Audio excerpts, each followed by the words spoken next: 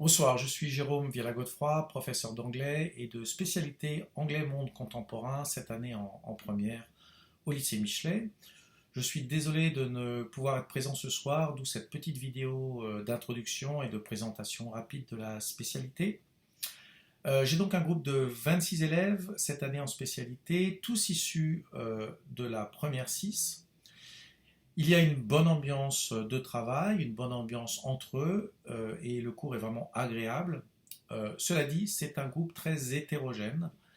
Alors pour rappel, l'attente en première est d'un niveau B2 et en terminale d'un niveau C1. Il y a donc une marche importante entre la seconde et la première et entre la première et la terminale.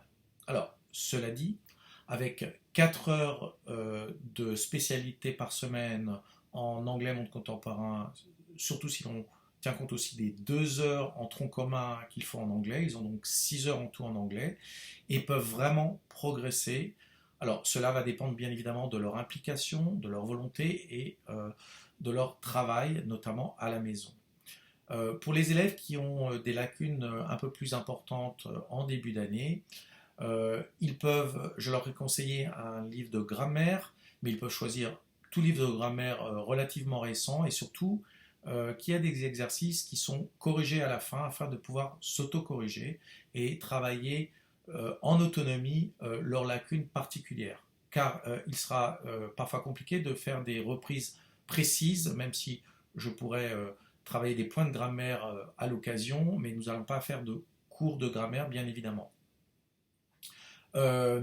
Alors, pour rappel, la spécialité correspond en terminale à 16% de la note du bac, si celle-ci est gardée sur 2 ans, et à 8% de la note du bac lorsqu'elle est abandonnée en fin de première. Donc, quoi qu'il en soit, cela reste une matière importante.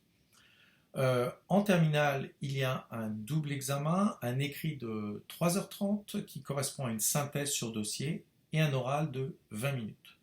Nous allons donc travailler toutes ces compétences, la compréhension écrite, compréhension orale, expression écrite, expression orale et également l'épreuve de synthèse de dossier.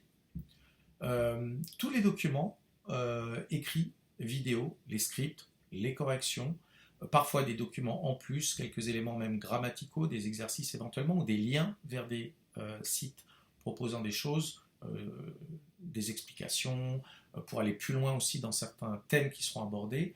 Tout est disponible sur Plowtrees. Ils ont donc la possibilité de vraiment travailler en plus chez eux en autonomie. Voilà, je pense que je vous ai dit à peu près l'essentiel. Qu'ils n'hésitent pas non plus à faire de l'anglais par ailleurs sur des choses qu'ils aiment. Par exemple, je sais qu'ils sont souvent fans de séries, donc ils peuvent regarder des séries avec des sous-titres en anglais. Ça permet de travailler le rapport entre la graphie et la phonie. Et ils peuvent d'ailleurs reprendre une petite minute ou deux, s'enregistrer, essayer d'imiter. Voilà, il y a beaucoup de choses qu'ils peuvent faire dont je leur parlerai au cours de l'année. Voilà, je vous remercie pour votre attention. N'hésitez pas à me joindre si vous avez besoin, vous avez une question particulière, vous avez besoin d'échanger avec moi sur votre enfant. Je vous souhaite une bonne soirée et je vous remercie de votre attention. Au revoir.